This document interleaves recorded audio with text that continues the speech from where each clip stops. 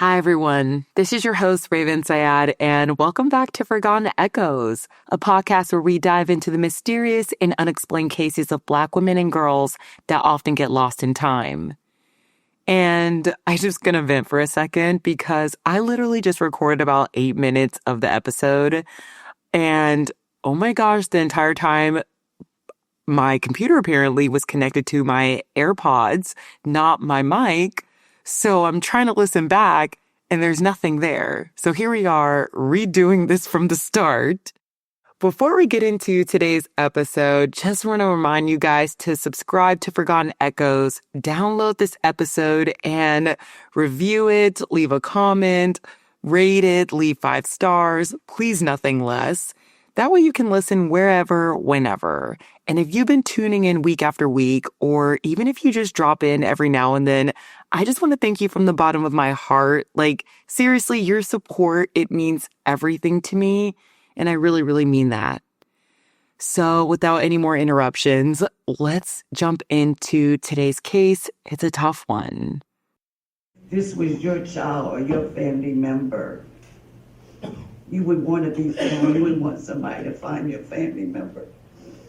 So it would really be appreciated to the fullest extent to please somebody step forward and tell me where my child is. We love her and miss her so much and we need her back. In the quiet town of Newcastle, Delaware, a mother of 3 vanished without a trace. Nefertiri Trader, a vibrant and loving woman, was last seen on June 30th, 2014. Her disappearance left the community at loss and a family desperate for answers. But as the days turned into months and the months turned into years, the city of Newcastle has remained tight-lipped about the case, staying true to the code of silence, leaving many to wonder what secrets are being kept. Let's dive into the chilling details of the case, exploring the clues, unanswered questions, and bizarre theories that continue to haunt those who knew her. This is episode 13, The Abduction of Nefertiri Neffie Trader.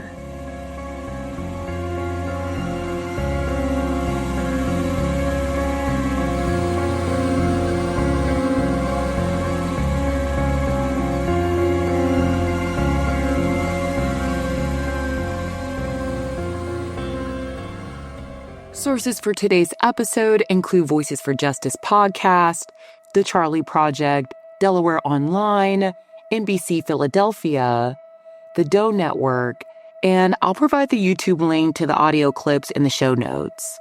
Now let's get into the case. Nefertiri Trader, affectionately known as Neffie, was born on February 21st, 1981 in Delaware to her mother Denise Trader. And heads up, I'll be referring to Nefertiri as Neffie through some parts of the episode. But what's really cool is I read that Neffie and her mother actually share a birthday. So Denise spent her 24th birthday bringing in her first child to the world. And they were thick as thieves. Her mother stated they talked almost every day and saw each other multiple times a week. Neffie was someone that everyone loved. She was big on family and just had a lot of love for the people in her life. She was described in interviews as caring and nurturing, often going out of her way to help others. Her cousin Corey Trader at one point lived with her and doubled down on this. He said she was warm and welcoming, often lighting up the room with her presence. In all the pictures I've seen of her, not only was Neffie so gorgeous, she had a smile that could just light up a room. She just seemed like a really kind person, and that's the vibe I got from listening to family and friends' testimonies of her. As the years went by, she became a mother herself to 3 kids, ages 8, 12, and 18 at the time of her disappearance. And as they got older, she moved her family to Newcastle, Delaware, where she established deep roots within the community. She worked in the housekeeping department at Christiana Hospital, though she was on medical leave at the time of her disappearance. I just got the feeling that Neffie was just doing her at this time in her life. She was taking care of her kids, she was growing in her career, and just was really marching to the beat of her own drums. So it's unsettling to hear how swiftly everything shifted for her and her family. Neffie's story begins on Sunday, June 29th, 2014. It was a quiet summer night in Newcastle. The Saddlebrook neighborhood just off of Christiana Road was still. Denise, Neffie's mother, called her and the conversation was normal. Just catching up on life, the kids, work, and the BET Awards that was showing that night. Nothing amiss. Little did Denise know that would be the last time she would speak with her daughter. Fast forward a few hours, and it's now Monday, June 30th, and most families in the quiet suburban neighborhood are asleep. But around 4 a.m., a neighbor, Joe Robinson, was jolted awake by a sound that still haunts him, a woman's sharp scream. He looked out his window and saw something that didn't quite sit right, but not enough to call the police. In the middle of the night, a man was dragging a woman off her front lawn. Her body was limp, she was possibly injured, and he was dragging her towards a car. He watched as the man shoved her into the back seat of a silver 2000 Acura RL, and then he gets into the front seat and speeds off. Now, initially, I was pissed at the neighbor's account as to what happened. Like, Joe, come on, you saw someone getting dragged from their front lawn into a car in the middle of the night, and it doesn't seem sus enough to you to call the police? But then again, I think about how many times I've seen something that didn't quite look right, but also wasn't alarming enough to where I felt like I needed to involve the police. And I feel like majority of people would probably react the same. You'd probably say you would do something, but being in the actual situation in real time, you probably wouldn't. Like, you might think you're overreacting and maybe you start second guessing yourself in the moment. But I think that since I've been doing this true crime podcast, I'm quick to spot anything that doesn't feel right and report it immediately. Even if it doesn't feel right in the gut, it's probably because something is wrong. So yeah, report things when they don't seem right, because worst case scenario, you overreacted. And best case scenario, you might possibly have saved someone's life. But at the time, the neighbor assumed the guy was helping her, maybe taking her to the hospital. But he didn't say anything until it was too late. He did say that the man that took her was in fact a man, and he had on tan shorts and a dark color hoodie, but it was pretty dark, so he didn't really know the exact color.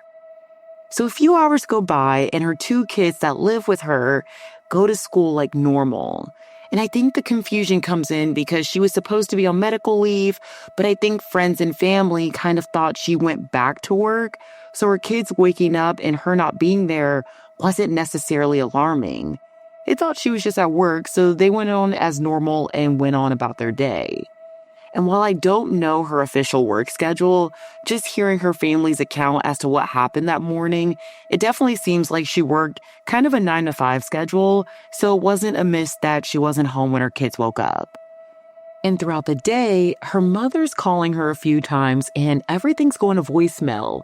But her mom also thought that maybe she went back to work and initially didn't really think too much into it.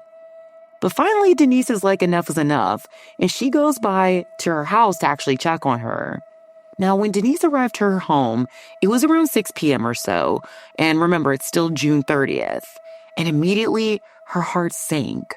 Something was wrong. On the front porch, Denise saw a pack of cigarettes, 2 cups of coffee, and an unopened condom on a chair, untouched. Nearby, she sees a smashed loaf of bread laying in the grass, as if dropped during a struggle. And to top it all off, Neffie's car is gone. She does note that her daughter's flip-flops were by the door in their normal spot. But there was no sign of Neffie.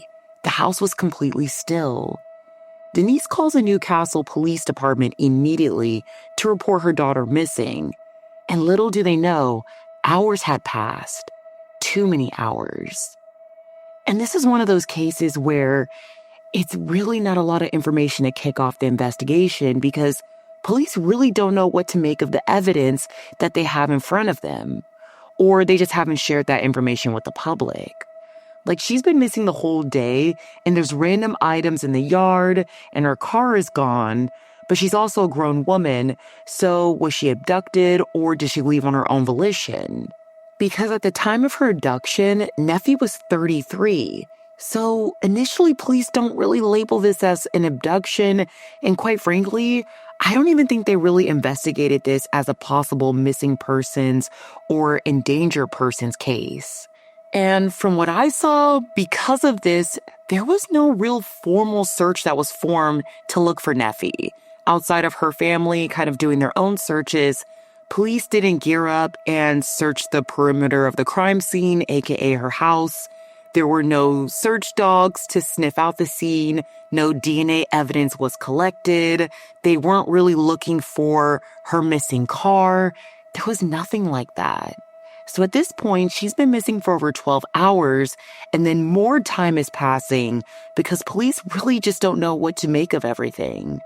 And it didn't help that on top of a lack of evidence, the community wasn't talking. This is a really tight neighborhood, and I think the relationship with the police may have been strained at this point.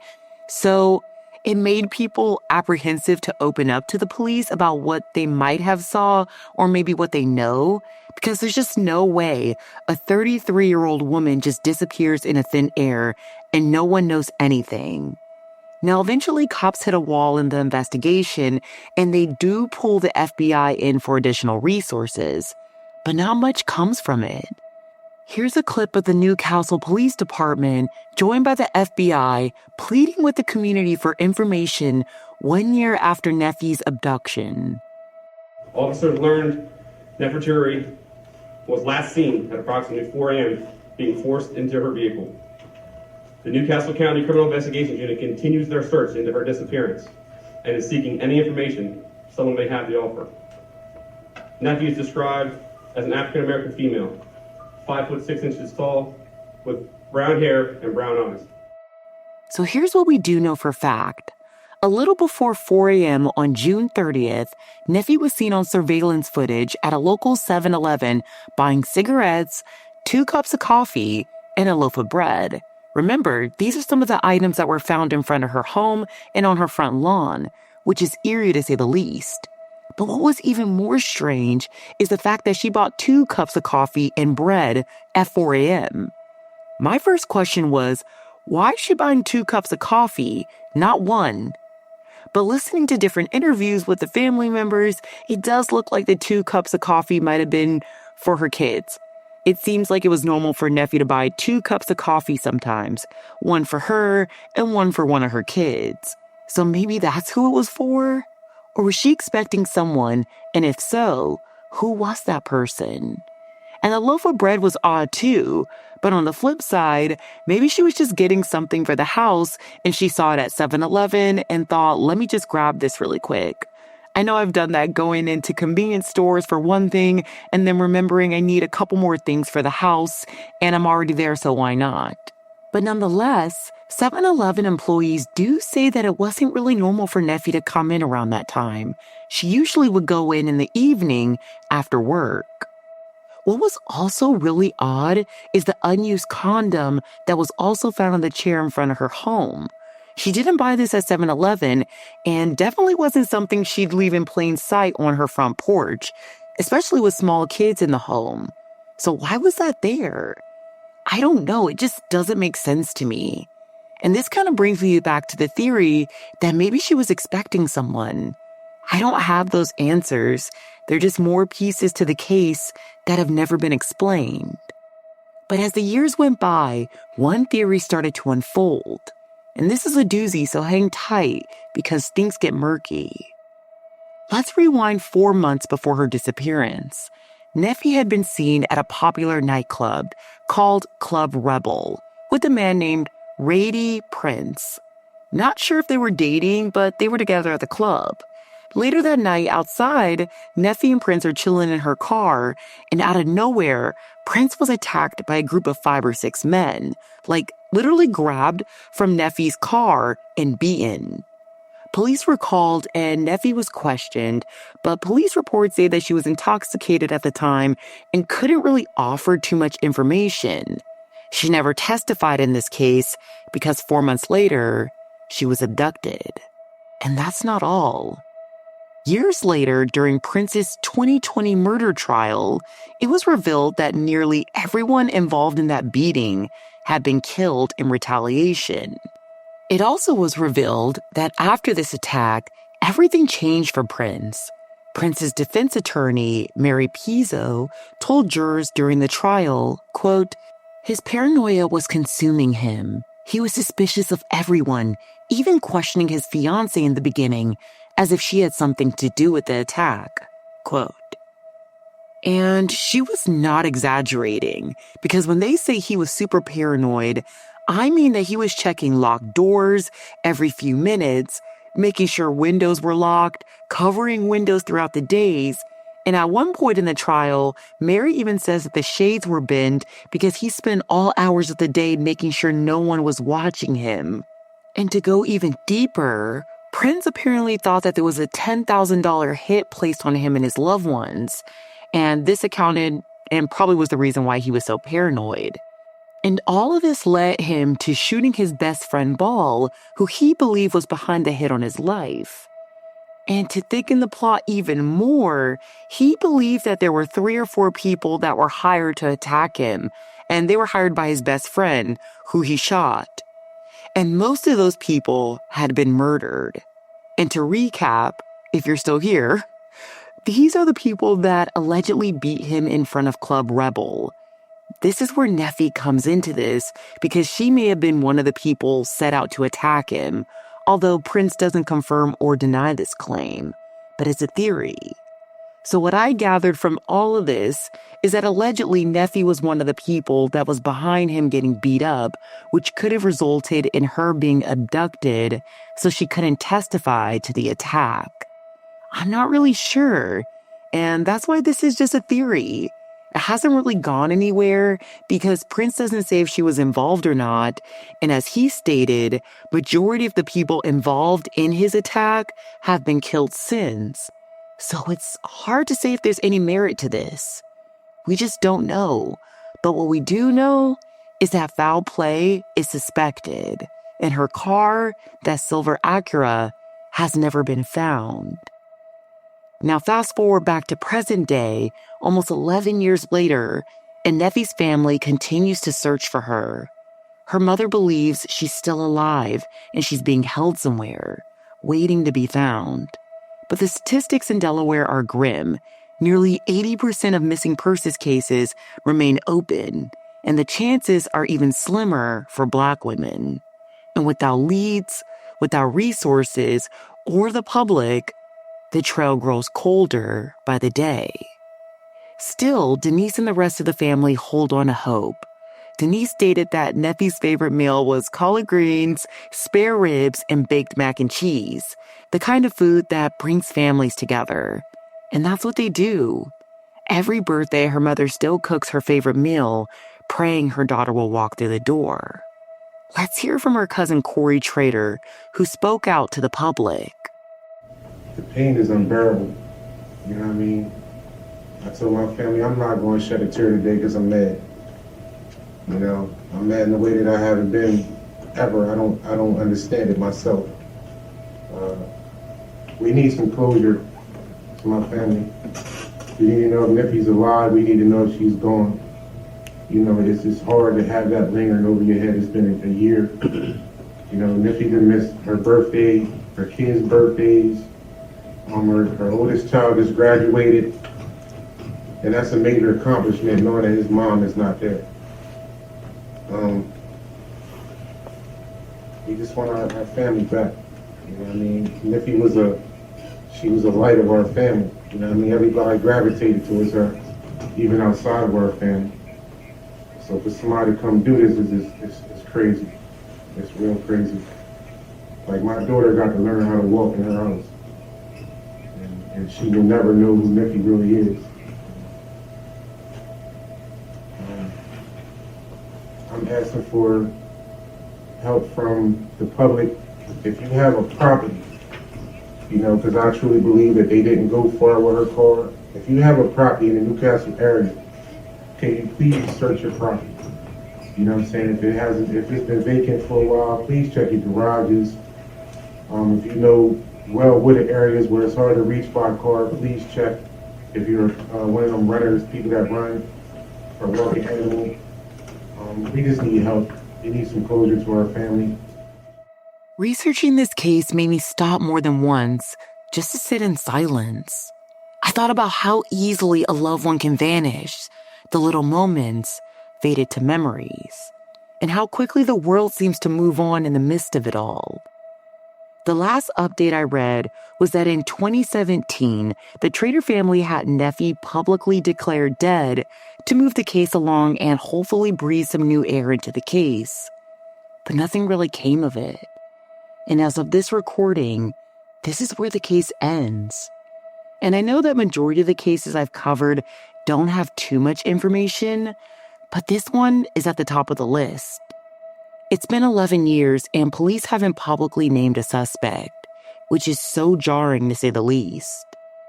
This is the kind of case where hopes were high in the beginning. There was a witness, there were surveillance footage, and we know she was taken in her own car. Yet nothing. But if there's one thing I know, it's that time and time again, it's everyday people, neighbors, friends, listeners like you, who've helped bring the missing home. So let's keep showing up, spreading the word, and doing our part to bring Nefertiri home. Now here's the call to action. Neffie was 5'6", 125 pounds, and the day that she was last seen, she was wearing a pink sweatsuit. She has dark brown hair, dark brown eyes, and she had tattoos on her left arm, lower back, and right chest. If you know anything at all about the disappearance of Nefertiri Trader, please contact the Newcastle County Police Department at area code 302-395-2781. There's a $20,000 reward for any information that leads to an arrest. Today, Neffie would be 44 years old. Let's not let Neffie's story fade away. Share her name, share her face, share her story. Because sometimes the missing link is just one person choosing to speak up. Sending so much light and love to the Trader family. Thank you for tuning in to episode 13 of Forgotten Echoes. I can't even believe I'm saying that aloud. 13. As usual, I appreciate you so much, and if you appreciate the cases I cover, please consider downloading the episode and leaving a 5-star review on your favorite podcast platform. Also, don't forget to follow us on TikTok and Instagram for visuals of the cases covered. I'm Raven Syed, and I'll see you next week with another case that needs to be remembered. Stay vigilant, stay aware, and keep the echoes of the forgotten alive. I'll see you soon.